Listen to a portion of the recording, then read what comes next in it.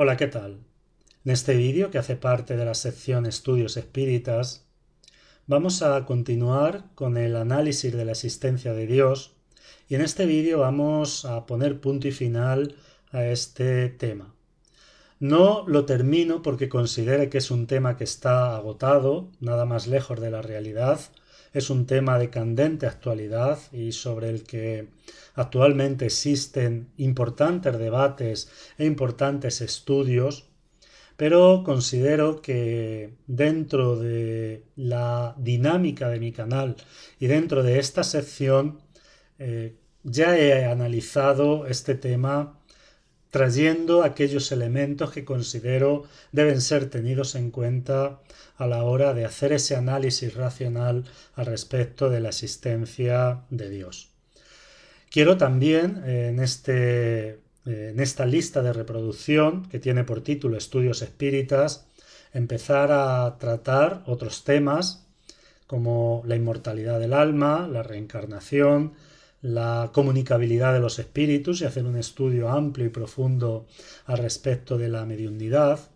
Y creo que con estos vídeos que hemos visto, pues se puede ya hacer una retrospectiva en cuanto a cómo actualmente debe y puede enfocarse la existencia de Dios. Todo, como siempre digo, desde un ámbito muy personal. Todos estos vídeos lo único que pretenden es traer reflexiones personales de mi experiencia, de mis estudios, y de ninguna forma pretendo que ninguna de estas opiniones pueda sentar cátedra ni nada de esto. Son simplemente reflexiones personales. Voy en este vídeo a concluir ya este tema, voy a hacer un pequeño repaso y empezamos este análisis haciendo un rápido estudio del concepto antropomórfico de Dios. Un concepto que está ampliamente marcado en nuestra sociedad. Fíjense, esta es una búsqueda que he hecho hoy en el buscador de Google, en el buscador de imágenes. Hoy es 18 de noviembre y he puesto la palabra Dios y estas son imágenes que aparecen muy al principio, son imágenes que aparecen muy arriba en la lista de buscadores. Como pueden ver, todas estas imágenes evocan al Dios antropomórfico. Ya dijimos en un vídeo que la idea espírita de Dios es una idea que se separa de este Dios antropomórfico, pero también debemos reconocer que al seguir esta idea y al tener esta idea durante tantos milenios, sobre todo nosotros que somos reencarnacionistas podemos entender cómo esas ideas que hemos tenido durante milenios se imantan a nosotros y es muy difícil desprenderse de ellas.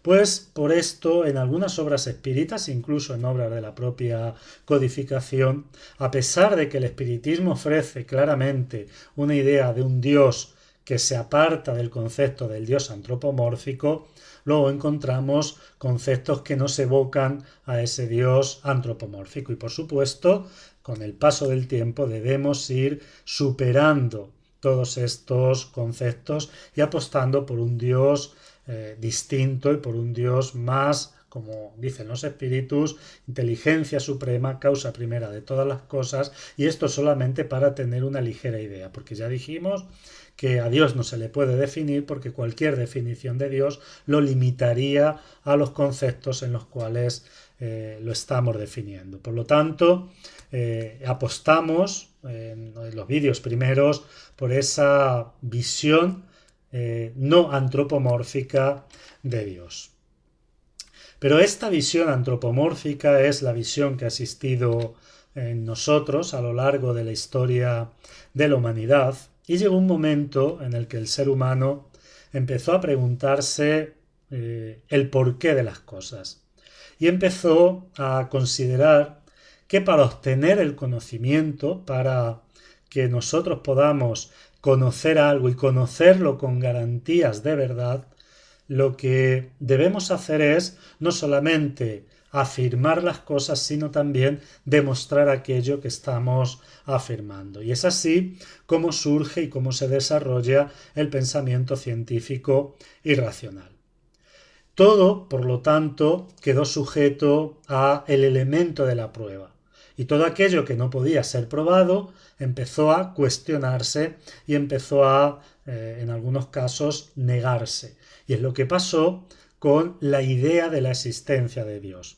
Como la existencia de Dios no era algo que pudiera probarse dentro de ciertos paradigmas científicos, era más cómodo negar a Dios que buscar qué recursos nos pueden permitir a los seres humanos aceptar de una forma racional y de una forma que se adecúe al pensamiento del siglo XXI, de qué forma podríamos, estaba diciendo, aceptar la existencia de Dios.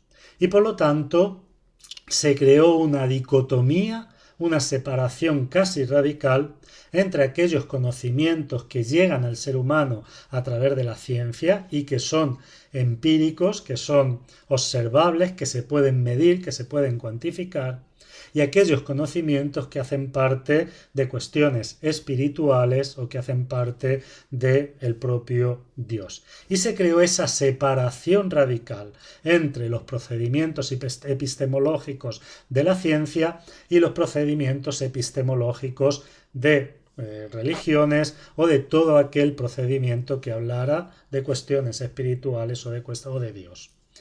Esto a la larga crea un problema porque se observa que hay muchas personas que son científicas pero que a la vez mantienen creencias religiosas y que a la vez consideran la existencia de Dios. Y la historia se ha encargado de demostrar que esto es así. Para explicar de alguna forma esa dualidad que pueden tener muchas personas que como científicos puedan apostar por un camino y dentro de su sentimiento espiritual apuesten por otro, esa dicotomía interna, un investigador, un paleontólogo estadounidense, además biólogo evolucionista, que estaba considerado como uno de los mayores divulgadores científicos a nivel mundial de las últimas décadas del siglo XX, un hombre muy famoso, sobre todo en Estados Unidos, es tan famoso que aparece caricaturizado en un episodio de Los Simpson. Creó un modelo de pensamiento al que le llamó Noma. Este modelo de pensamiento establece que los conocimientos no se pueden solapar, no se pueden superponer los conocimientos científicos a los conocimientos religiosos, ni los conocimientos religiosos a los conocimientos científicos. Entonces, él establece que una persona puede tener esa dualidad, siempre y cuando sepa mantener separados los procedimientos epistemológicos de la ciencia de aquellos que hacen parte de las cuestiones religiosas y de las cuestiones espirituales. Para entender mejor esta idea de Gould, les voy a contar algo que viví cuando era muy joven. Cuando estaba estudiando la educación general básica, un profesor nos daba, el mismo profesor, ciencias naturales y religión. Cuando nos daba ciencias naturales nos explicaba la evolución y cuando nos daba religión nos hablaba de Adán y Eva. Pero lo interesante no es que él como profesor nos explicara la evolución cuando tocaba ciencias naturales y nos explicara el episodio de Adán y Eva cuando tocaba religión. Es que íntimamente él compaginaba las dos creencias. Él, por un lado, como científico, admitía las teorías evolutivas, pero dentro de su fe admitía el concepto de Adán y Eva. Pues esto es un poco lo que dice este sistema de pensamiento, es decir, los conocimientos espirituales y los científicos no se pueden solapar. En una persona pueden estar ambos siempre y cuando los procedimientos epistemológicos de la ciencia no se mezclen con los procesos epistemológicos de lo espiritual, de la religión, de la presencia de Dios. Este es un concepto que desde el punto de vista espírita no sería correcto. El espiritismo hace un planteamiento totalmente distinto.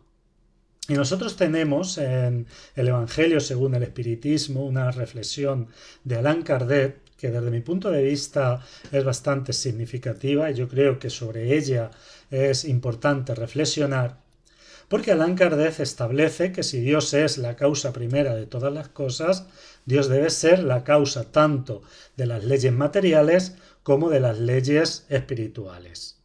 Si Dios es la causa de las leyes materiales y de las leyes espirituales, unas no pueden contradecir a las otras. Y por lo tanto, hay que buscar ese lazo de unión que posibilite esa relación entre las leyes espirituales y las leyes materiales. Y Allan Kardec propone que el espiritismo sería ese lazo de unión. Y ese lazo de unión consistiría en racionalizar los temas espirituales, hacer de los temas espirituales objeto de investigación, objeto de estudio y presentarlos de forma racional, teniendo en cuenta, claro está, el tema que estamos tratando. Voy a leer un pequeño trecho que se encuentra en el capítulo primero del Evangelio según el Espiritismo, que dice lo siguiente: la ciencia y la religión no han podido entenderse hasta hoy, porque mirando cada una las cosas desde su punto de vista exclusivo, se rechazaban mutuamente. Faltaba algo para llenar ese vacío. Este lazo consiste en el conocimiento de las leyes que rigen y entrelazan el mundo espiritual con el material, leyes tan inmutables como las materiales. Una vez patentizadas estas relaciones por la experiencia, se ha hecho una nueva luz.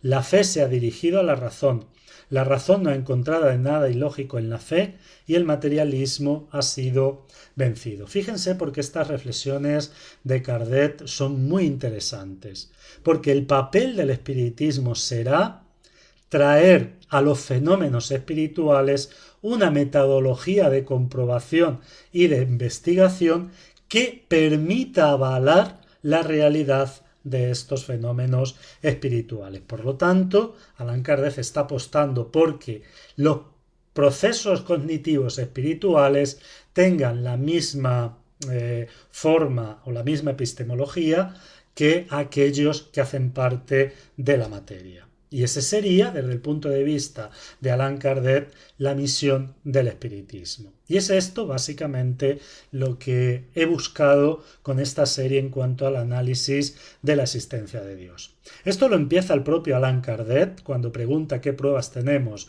de la existencia de Dios, pero obviamente ciertas cuestiones de causa y efecto que existían en la época de Kardec han sido reformuladas y por eso dediqué algunos vídeos sobre todo a hablar de la casualidad, porque es muy importante entender que es un fenómeno causal dependiendo de qué entendemos por ese fenómeno causal.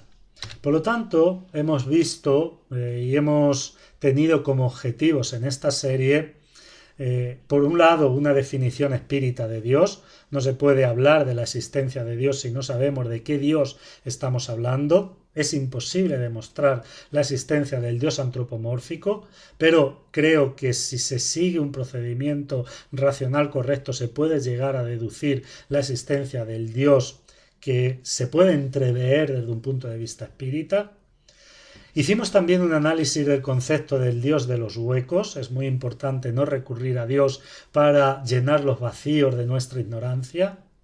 Hicimos, como hemos dicho, un análisis del azar como factor causal, y esto es muy importante. No es lo mismo el azar resultante de un proceso aleatorio que el azar dentro de un factor causal, y es necesario entender esa diferencia, y por eso dediqué, como he dicho, 2 vídeos a hacer un análisis del azar. Estuvimos hablando cómo se infiere inteligencia dentro de un fenómeno, y estuvimos poniendo algunos ejemplos. Y por último, hablamos de una de las materias que se usa y uno de los elementos que se usa para inferir inteligencia como factor causal del universo, que es el ejemplo que pusimos del ajuste fino del universo. Y esto, repito, lo hice de una forma bastante rápida.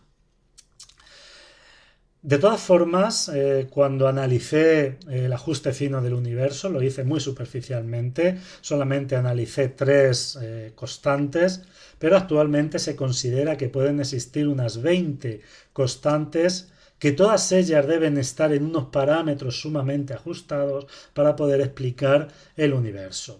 Además, existirían otros ejemplos y otros elementos argumentativos a los que recurrir, como por ejemplo las características especiales que tiene la Tierra para permitir que surja la vida, también analizar el concepto de vida y su aparición, hacer un análisis del proceso evolutivo biológico y si ese proceso es dirigido o es ciego, también hacer un análisis del desarrollo de la conciencia dentro del proceso evolutivo biológico y por supuesto un tema que es sumamente importante, que es la conciencia como ser espiritual.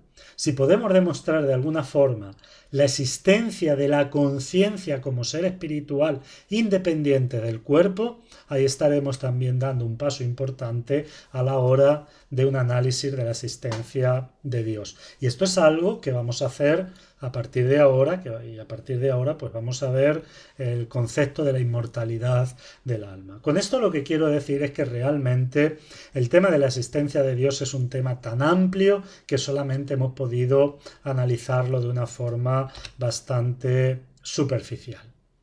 Pero no quiero terminar estos vídeos y este análisis de la existencia de Dios sin acudir al que es, por lo menos desde lo que he podido observar dentro del debate al respecto de la existencia de Dios, el mayor problema con el que se encuentran aquellos que apuestan por la existencia de Dios, ellos encuentran un problema muy grande y es lo que en muchas ocasiones están usando los críticos, los ateos, para refutar la existencia de Dios. Este mayor problema es el que se encuentra en un debate, entre otros muchos, que tienen el doctor William Craig, que es el de la izquierda, y el doctor Alexander Rosenberg, que es el de la derecha. Ellos mantuvieron en una universidad en Estados Unidos un debate en relación a la existencia de Dios. El debate empezó dentro de los parámetros en los que el universo se mueve y ahí claramente la postura de Craig fue mucho más clara, mucho más contundente que de la de Rosenberg.